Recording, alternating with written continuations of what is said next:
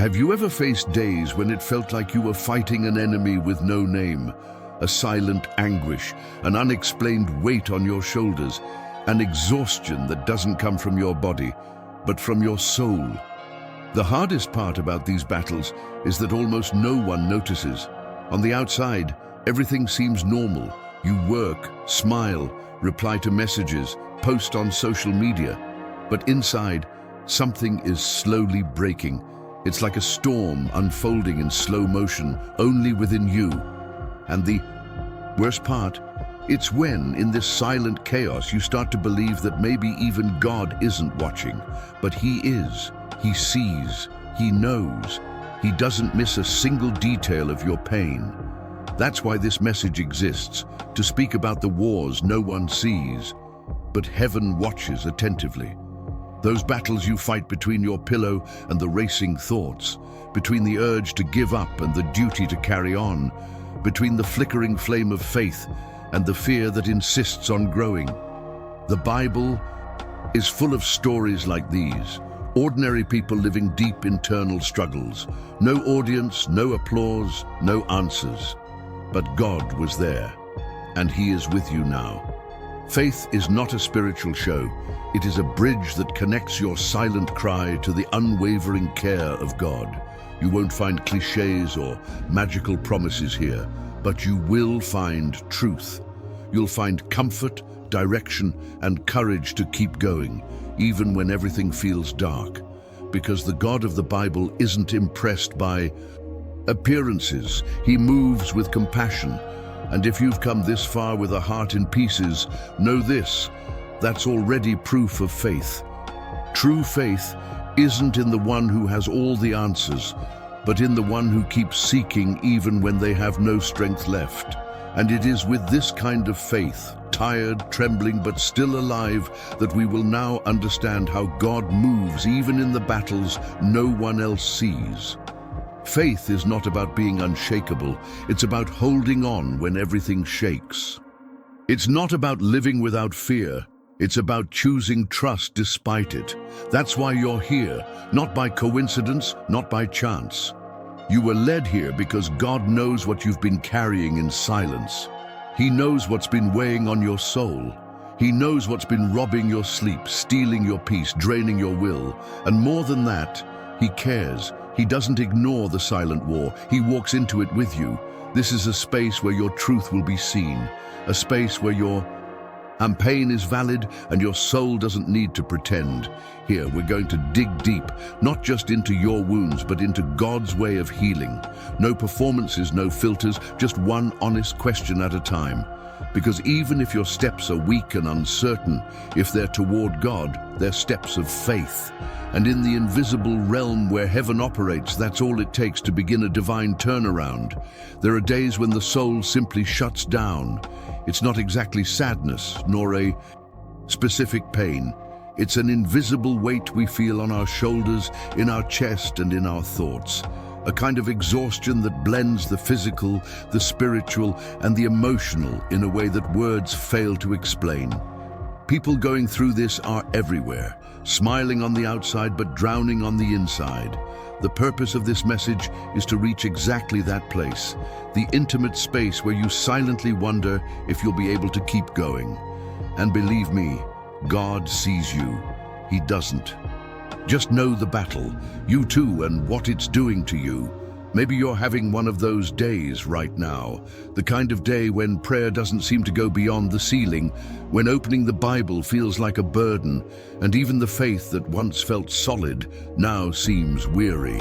But the truth that needs to be remembered is simple. Faith is not the absence of pain.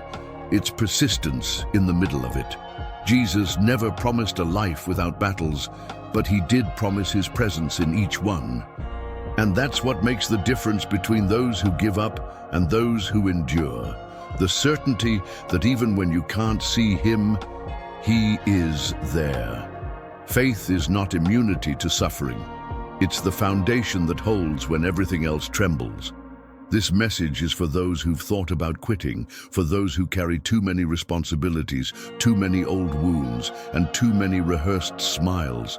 It's for those still standing, but without the strength to take another step.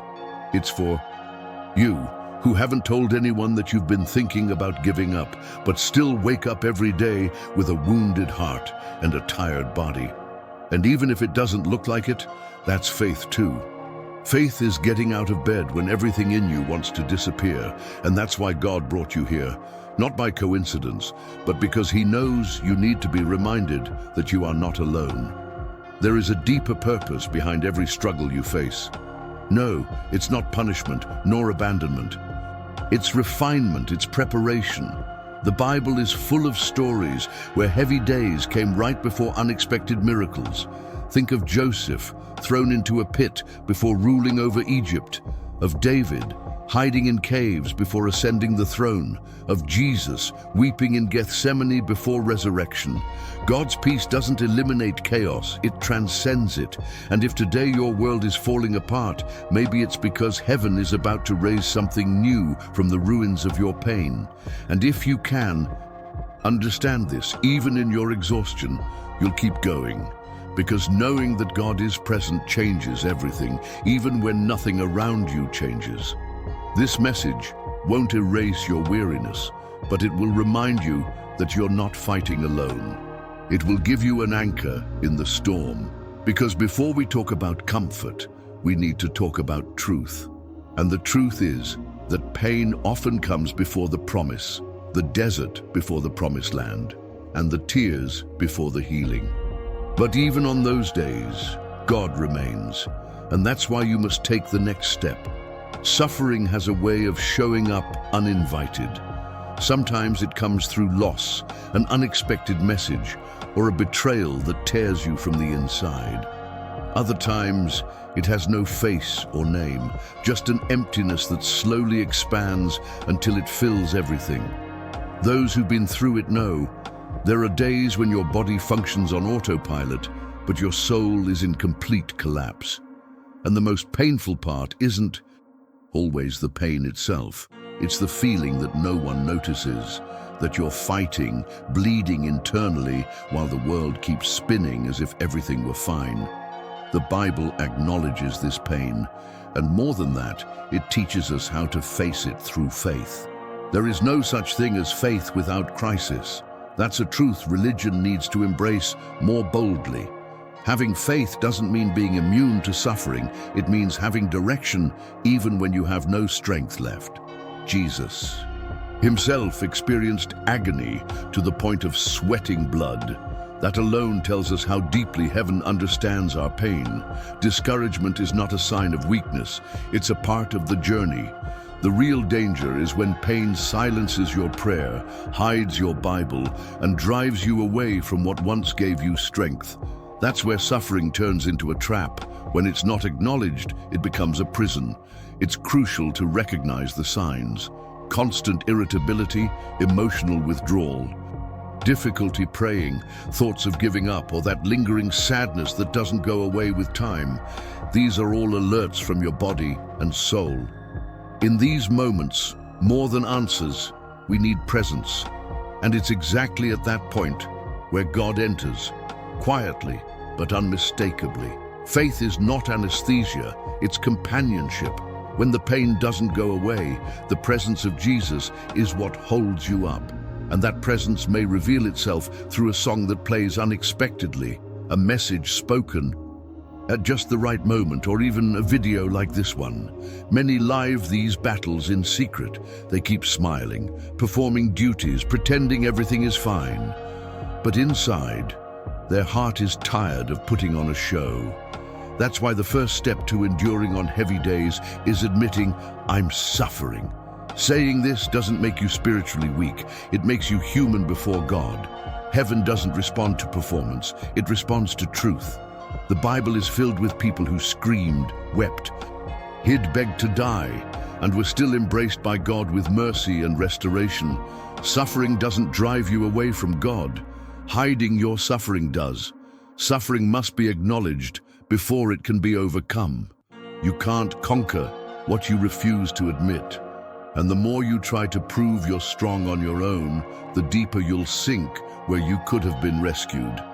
Faith isn't measured by the absence of pain, but by the ability to keep going in the middle of it. That's why before we talk about promises, healing, or breakthroughs, we need to confront what's wounded inside you. And when that happens, when you face the pain with courage and faith, something begins to shift. And that's when God's presence starts to manifest.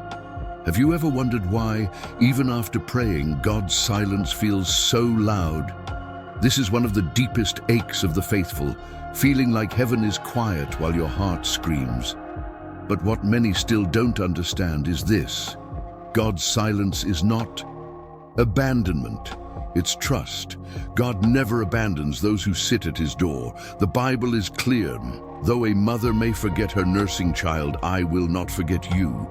Even when you can't see him, he is there. Even when you don't hear him, he is working. God doesn't leave you alone, not for a second. On the hardest days, the greatest gift you can receive isn't an answer, it's a presence. And this presence doesn't come with fireworks or thunder. It often comes as a quiet sigh in the middle of your tears. It's a verse that shows up from nowhere, a message that seems written just for you, a simple prayer that calms your soul. Jesus never promised to take away the burden, but he said, "Take my yoke upon you, for it is light." That means he walks with you.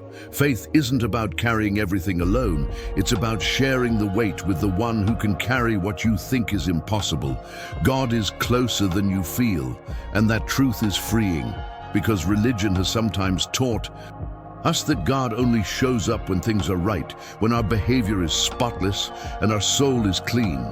But the truth is different. Jesus didn't come for the perfect. He came for the broken. He draws near to the weary, the defeated, the wounded. Faith is not a trophy for good behavior. It's the bond that ties God to the human heart. And if your heart is in pieces, that bond doesn't break. In fact, it strengthens. When you feel invisible to the world, remember this: you've never been invisible to heaven. God knows your story down to the smallest detail, even the things you've never said aloud. He knows what hurt you. He knows what exhausts you. He knows how much effort it takes for you to keep going. That's why his presence, even when silent, is so powerful. Because when all you have is the certainty that you're not alone, that's already the beginning of the turnaround. The Bible is full of moments like this, in caves, deserts, prisons, valleys, and they all had one thing in common. God was there, and if he was there with Elijah, with David, with Paul, and with Job, why wouldn't he be with you now? His presence doesn't depend on your circumstances. It depends on his promise. And God never breaks a promise. If he said he would be with you every day, he is. Even when your world is falling apart. Even when your prayer has no words left. And it's by trusting in this presence, especially when you feel nothing, that you'll be able to take the next step. There's something that suffering tries to steal from us quietly, the will to keep going. When the days become too heavy, the heart begins to weaken and the mind starts rehearsing the language of surrender. Maybe I should stop here. Maybe this no longer makes sense. Maybe no one really cares. But in that exact moment, when everything seems to justify giving up, God whispers something else. Hold on one more day. Sometimes faith isn't about big leaps. It's about surviving the day, believing that tomorrow might look different. Resilience is not about ignoring pain. It's about walking with it until it transforms. And this only becomes possible when you realize that your life is not a random sequence of events. It has divine purpose. The Bible is full of people who endured dark days without any visible guarantee of victory, and yet chose to persist. Joseph in prison, David fleeing from Saul, Noah building an ark while being mocked. They didn't keep going because it was easy. They kept going because they trusted the one who called them. The prayer that sustains you in these moments doesn't need eloquence, only sincerity. Lord, give me strength just for today. When lived truthfully, Faith teaches us that resisting is also a form of worship.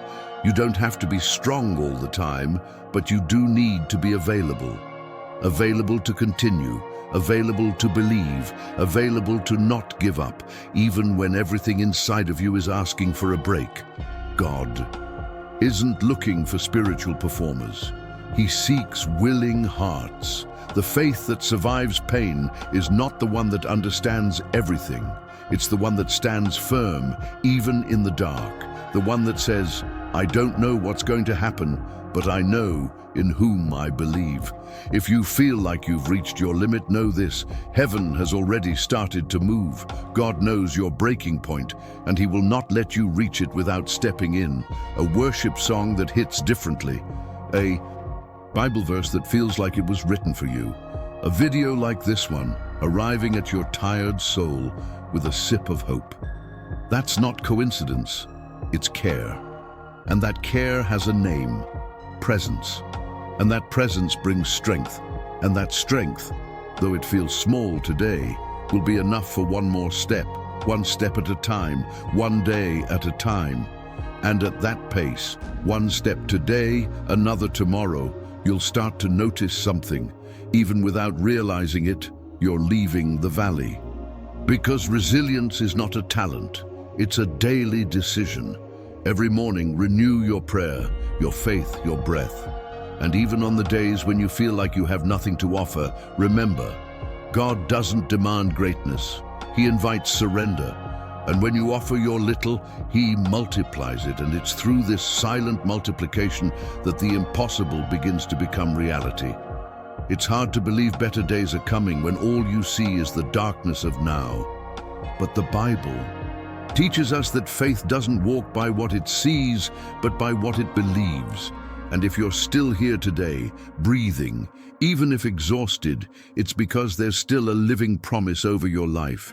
Heaven doesn't make halfway plans.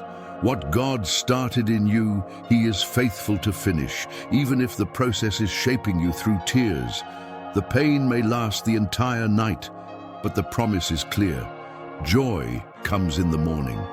And God's morning doesn't follow the clock. It follows His perfect timing. Bad days are not the end of your story. They are chapters that come before new beginnings. Think of the butterfly, which must go through the darkness of the cocoon before flying, or the seed, which must be buried in silence before it can bloom. God works in hidden places. He forms in stillness, and the days when it seems like nothing is happening are often the days when He's doing the most inside of you. The prayer you whisper through tears today will be the testimony you shout tomorrow. The faith that feels fragile now will soon become a wall against every opposing wind. Jesus is still writing with you, even when the pen seems paused. Maybe you're waiting for a huge breakthrough, a miracle that changes everything in one moment. But what if the better days begin with small things, a lighter night of sleep, a conversation that heals, a feeling of hope that rises for no logical reason? God doesn't always work from the outside in. Sometimes He transforms you, and that changes everything around you. Better days don't have to be perfect. They just need to come with the certainty that you are no longer fighting alone. And that alone is enough to turn an ordinary day into a disguised miracle. To reach that new time, the first step is to keep going. Yes, keep going, even when you're tired, even without understanding, even if you stumble, because those who stay see, those who don't give up harvest. And God never wastes faith planted in the dark. Every prayer, every tear, every moment when you chose to trust instead of running, none of it went unnoticed. It's all being seen, and it's being answered. Not in your timing, but at the right time. Because better days don't come with a new calendar. They come with God's hand moving in perfect timing. And when those days arrive, and they will, you'll understand that everything you lived through was preparation. Not to destroy you, but to strengthen you. Not to humiliate you, but to align you. not to tear you down, but to deepen your roots. And in that new season that is coming, you will be exactly who you needed to be to live what God already had prepared. And maybe you haven't realized it yet, but that new time, it's already beginning to show its first signs. Faith needs to move from theory to daily routine, because there's no use believing in promises if your heart remains buried in hurry, guilt, and exhaustion. When days get heavy, the first step is not to run, but to breathe, literally. Inhale deeply and say silently, "I am loved, I am not alone." Exhale slowly. Repeat. This simple act, when done with awareness and faith, reconnects you with God. The Bible calls this the renewal of the mind, bringing Jesus into the center of your thoughts, even during chaos. And that changes everything. Before starting a difficult day, take 30 seconds. Close your eyes. Pray. It doesn't need to be eloquent, just honest. Something like, "Lord, help me carry what I have today." That alone is enough to realign your heart. Turn this into your spiritual anchor. Some do it while still in bed, others in the car, others with a hand over the heart. It doesn't matter where, as long as it's real. Lived this way, faith becomes practical, not an empty ritual, but a habit that heals, strengthens, and renews the soul every single day. Create a faith log. It could be a notebook, a digital folder, or notes on your phone. Write daily. Today, God sustained me like this. It may seem simple now, but weeks or months from today, you'll look back and see how God never left you without a response. This habit turns faith into a living memory, like building an altar of testimonies in the middle of chaos. The Bible is full of them, and now it's your turn to build yours. A history of small victories that together form the wall of strength that will hold you through future storms. In moments of tension, like an argument at home or a mistake at work, remember, you can react or you can breathe. Faith also lives in those little moments. Instead of snapping, silently declare, "God's love is bigger than this situation." It might seem like a small thing, but that choice can shift the entire course of your day. These decisions mark the difference between a cycle of breakdowns and a flow of quiet miracles. Jesus taught with simple gestures. You can also transform your environment with small acts when they're filled with prayer and presence. And if all this feels like too much, start with the smallest step, a single verse a day, a moment of silence, a worship song while you clean the house, a prayer while you wash the dishes. Faith doesn't have to be a performance. It just needs to be consistent. God isn't asking for perfection. He longs for intimacy. And intimacy is built through small but steady steps.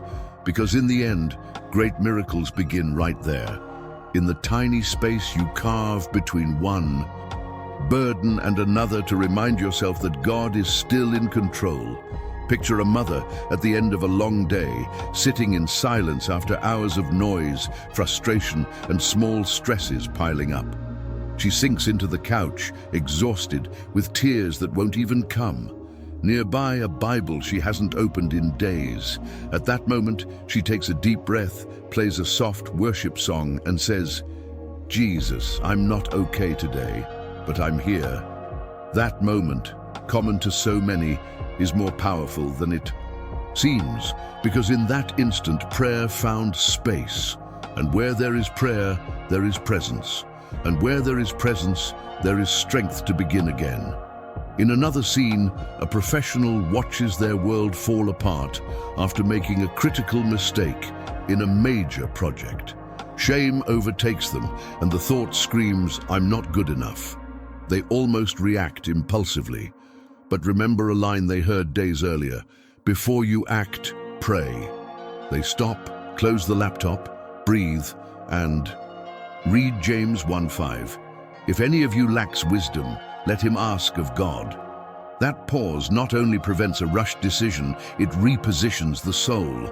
Because when you place God at the center before responding, the result comes with peace. Then there's a young woman going through silent internal battles. Everything looks fine on social media, but inside, she wrestles with anxiety and self-sabotage. One day, while writing in her faith journal, she notices that even during her hardest weeks, there was always one moment when she felt God's care. A friend who called, a bill she managed to pay, a word someone spoke. That notebook becomes her resilience map. And each written page becomes a spiritual shield against the lies her mind tries to sell her. In those notes, she finds proof that God has never left. A father, on the edge of losing patience with a child who keeps disobeying, stops to remember how Jesus treated Peter, with correction, but never with abandonment. Instead of yelling, he calls his child over, prays silently with him, and redirects the conversation. No one saw, no photos were posted, but heaven recorded it. Because faith is also this, choosing to reflect Jesus in the details. Every decision inspired by Scripture, every reaction paused by prayer, every gesture guided by faith. Each one is a seed of peace planted in hard ground. And God honors everyone, even in silence. These real examples show that the spiritual and the ordinary are not separate worlds. God wants to dwell in the hallways of your routine, in the pauses between tasks, in everyday conversations, in solitary thoughts. He's not waiting for you to get spiritually cleaned up to draw near. He's already there, right now, in the middle of your chaos, ready to walk with you. But to recognize that, you need to make a choice. Open the eyes of faith. And that's when forgotten Bible verses begin to speak again. Some Bible passages have the power to meet us exactly where we are, especially when the days get heavy. One of them is Matthew 11:28-30, where Jesus says, "Come to me, all you who are weary and burdened, and I will give you rest." This is not a metaphor, it's a direct invitation. When you feel drained, emotionally depleted, spiritually undone, go to Him. You don't need eloquent words, nor do you need to explain your weariness. Just show up as you are. And in that surrender, peace begins to seep into even the darkest corners of your soul. Another key verse is James 1:2-4, which challenges us with a hard truth. Consider it pure joy, my brothers and sisters, whenever you face trials of many kinds. At first, this feels unjust. How can anyone find joy in suffering? But the answer lies in what comes next. Trials produce perseverance, and perseverance produces maturity. What looks like punishment today becomes foundation tomorrow. Suffering isn't the end, it's a bridge. And when you cross that bridge with faith, you come out stronger, steadier, and more prepared than you've ever been before. If you want to deepen this journey, try listening to real testimonies from people who've walked through exactly what you're facing. There's something powerful about hearing someone say, "I thought I wouldn't survive this, but God sustained me." These stories ignite a hope that theory alone cannot reach. And maybe it's time you record your own. Document the process, even through pain, even with trembling hands. A short video, a voice memo, a journal entry. One day, this could be someone else's answer and your own reminder that God carried you when you couldn't walk. Another way to go deeper is to choose one key verse for your difficult days. Write it on paper, post it on your wall, read it daily, let it become your anchor. It could be Philippians 4:6-7, Romans 8:28, or Psalm 46:1. You don't need many, just one that speaks directly to you, and repeat it even when you don't feel it. Faith grows through repetition. It's like a spiritual gym. Every time you read it, you're building resistance against despair. And prayer in this process becomes less about asking and more about connecting. We don't pray to change God. We pray to remember who He is. Going deeper in faith isn't just about studying more. It's about living more intentionally. It's about praying with an open heart. It's about seeing Jesus in the details. It's about using silence as a time to listen, not as a sign of abandonment. Because the deeper you go in God, the firmer you become in life. And the firmer you are, the less the heavy days can knock you down. But it all starts with one choice: to remain. And when you choose to remain, heaven starts moving, and the transformation that once felt so far away begins to unfold, first inside you, and then all around you. We've come this far, and now a simple yet profound question remains. What will you do with all of this? Will you let this message be just another video, or will you allow it to become a turning point between your exhaustion and your breakthrough? God didn't bring you here just to stir your emotions. He brought you here to lift you up, to renew your strength, refocus your heart, and remind you that no pain goes unnoticed by His eyes. The Bible assures us that He collects every tear like a precious jewel. So why keep hiding what He already knows in full detail? You don't have to change everything overnight. Start with what's already in your hands. Choose one Bible verse to declare every morning. Set aside 2 minutes of silence each day just to say, God, I'm still here. Write down what you feel, even if it's messy and confusing. Take a deep breath and declare, this battle will not defeat me. Small acts of faith carry eternal power, and heaven moves through those simple gestures. Don't wait to feel strong to respond. The response is what makes you stronger, and the Holy Spirit is already ready to walk with you, step by step, all the way to the victory God has already written for you. What's happening inside of you today may be the seed of something far greater than what you can see, but it will bloom. God turns chaos into construction, deserts into pathways, and pain into testimony. And if you let this word enter not just your heart, but your daily life, you'll see that the heavy days don't get the final word. They carry a mission to draw you closer to the one who never loses control, even when you feel like you're losing your grip. Faith is not the end of pain. It is the beginning of a new story with God at the center. If this message touched your heart, subscribe to the channel and turn on notifications so you can continue receiving words that strengthen your faith. Leave a like and share this message with someone who's going through hard days. And in the comments, write, God knows my battle, and declare with faith that you are not alone. There's a new video here every day, and each one could be the answer you've been praying for.